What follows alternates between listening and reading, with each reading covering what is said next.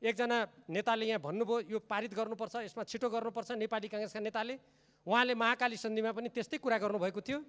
आज महाकाली सन्धिको पुनरावलोकन हुनुपर्छ 10-10 वर्षमा भन्ने कुरा भएको थियो, तर त्यसको न पुनरावलोकन भयो न कार्यान्वयन भयो। त्यसैले यो मिलेनियम च्यालेन्ज कर्पोरेसन सम्बन्धी जुन कुरा यहाँ परेको छ, मैले आशा गर्छु यो पक्कै पनि त्यो सम्झौता अन्तर्गतको अङ्ग हुने छैन। सामान्य सभामुख महोदय, नेपाल सरकारको आगामी आर्थिक वर्षको लागि प्रस्तुत नीति तथा कार्यक्रमका कतिपय विषयहरूले कोरोनाको विषाणु सङ्क्रमणबाट उत्पन्न समस्यालाई समाधान गर्ने र त्यसबाट सिर्जना हुन सक्ने आर्थिक सामाजिक चुनौतीहरूको सामना गर्ने दिशातर्फ राम्रा कुराहरू ल्याएको छ।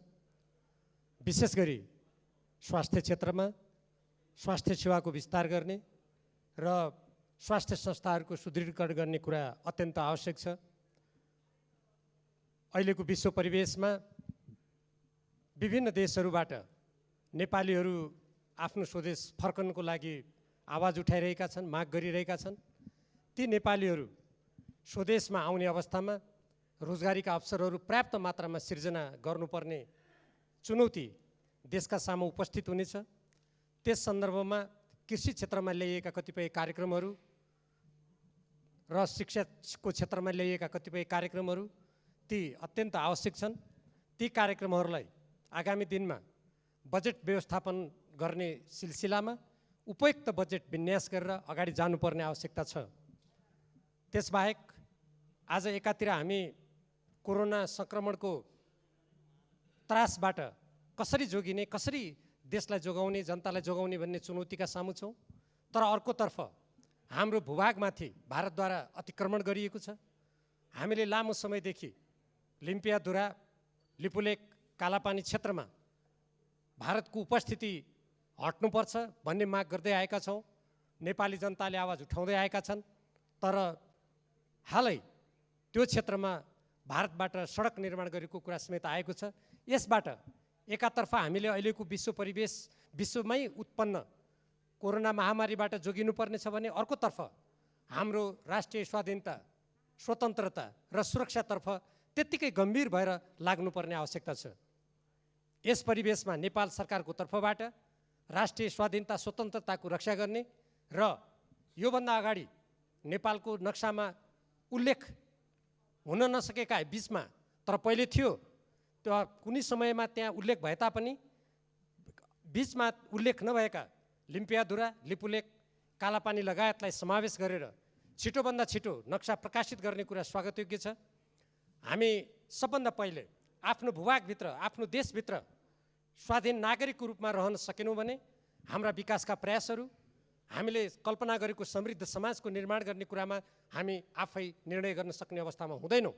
विगतका राजनीतिक अस्थिर वातावरणहरूमा हामीले त्यो तितो भोगेका छौँ र तितो अनुभूत गरेका छौँ। त्यसबाट अब नेपाल कम्युनिस्ट पार्टीको नेतृत्वमा झन्डै 2/3 सरकार रहेको अवस्थामा अब हामीले विगतका निरङ्कुश शासकहरूले थोपरेका इतिहासका अनेक कालखण्डमा हामीले बाध्यात्मक रूपमा नचाहँदै पनि सामना गर्नु परेका हाम्रो स्वतन्त्रता, हाम्रो स्वाधीनतामा आँच पुर्याउने कुराहरूलाई क्रमशः समाप्त गरेर अगाडि बढ्ने दृढता जुन व्यक्त गरिएको छ, म त्यसको स्वागत गर्न चाहन्छु। सँगसँगै यो नीति तथा कार्यक्रमको कार्यान्वयन गर्ने सिलसिलामा मैले यसका कार्यक्रमहरू हेरेँ।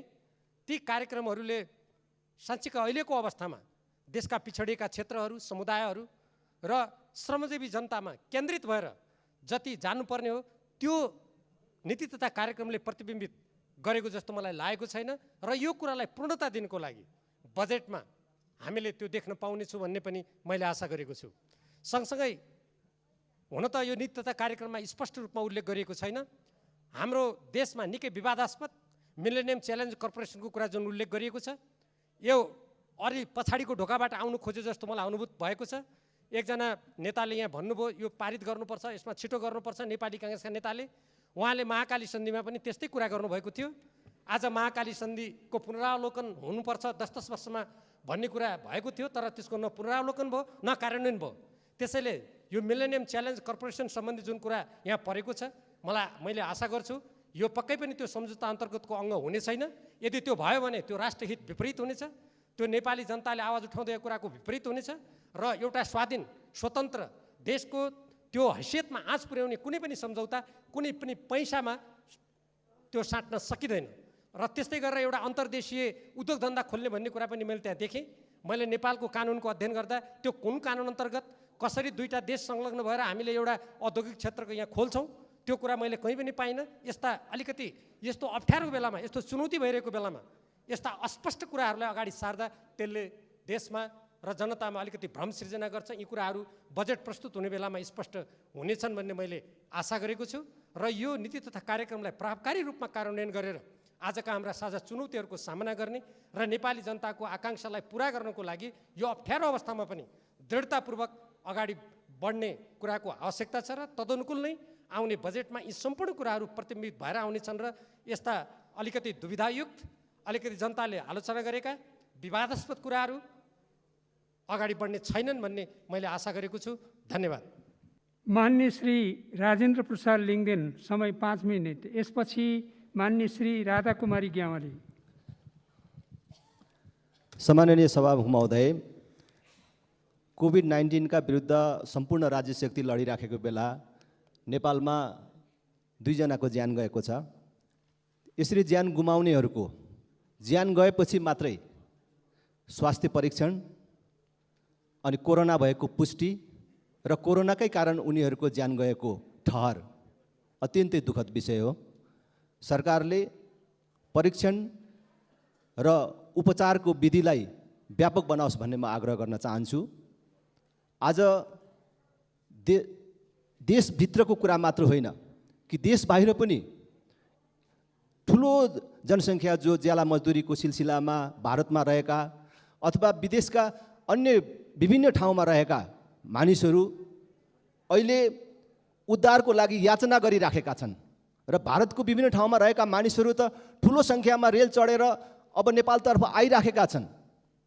उनीहरूको उद्धारको लागि, उनीहरूको व्यवस्थित उद्धारको लागि सरकारले ठोस कदम चालोस्।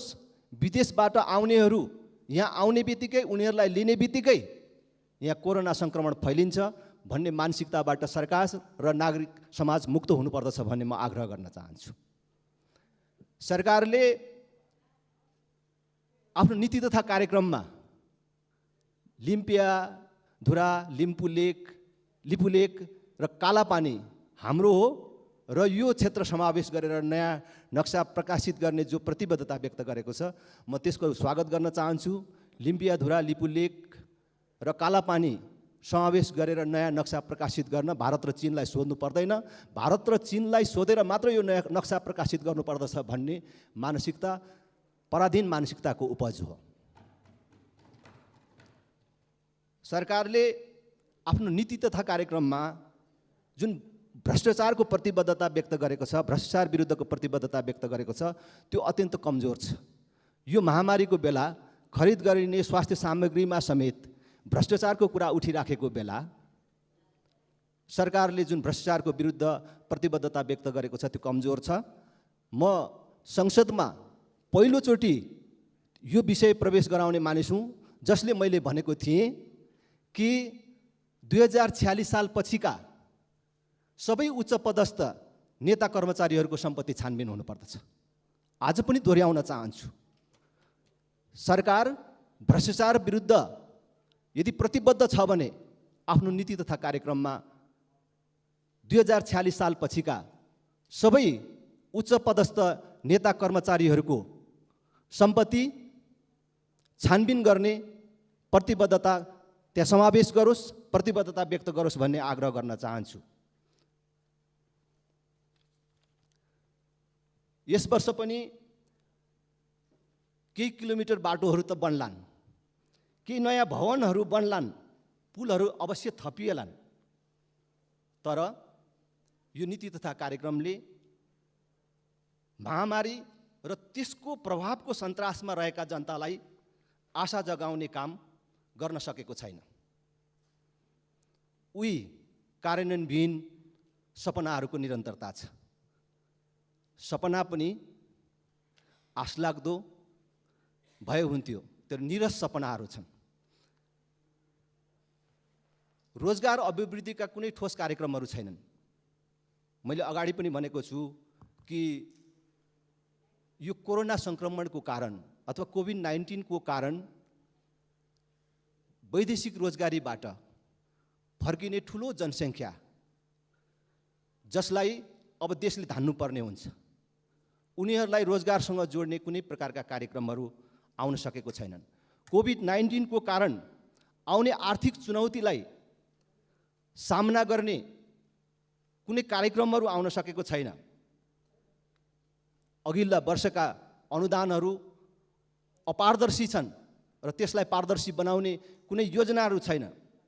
सभामुख महोदय, म आफ्नो वक्तव्यको अन्तमा भन्न चाहन्छु कि सरकारसँग मैले अघिल्लो वर्ष पनि माग गरेको थिएँ कि सरकारले नै तोकेको न्यूनतम ज्यालासम्म पनि नपाएका बाल विकास शिक्षकहरू र विद्यालय कर्मचारीहरूलाई यो वर्ष बजेटमा सम्बोधन गरियोस् र उनीहरूलाई कमसेकम न्यूनतम ज्याला पाउने व्यवस्था मिलाइयोस् भन्ने म आग्रह गर्न चाहन्छु।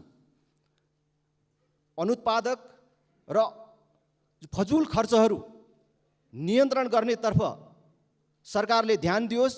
अहिले बेरोजगार भएका मानिसहरू जसलाई राहत होइन कि प्रधानमन्त्री रोजगार कार्यक्रम अन्तर्गत जो पैसा गएको छ, जो कार्यविधिको कारण खर्च हुन सकेको छैन, उनीहरूलाई कार्यविधि परिवर्तन गरेर भए पनि काम गर्न पाउने, सबैले बेरोजगारहरूले काम गर्न पाउने ढङ्गले त्यो प्रधानमन्त्री रोजगार कार्यक्रमको कार्यविधि परिवर्तन गरियोस् भन्ने म आग्रह गर्न चाहन्छु। धन्यवाद।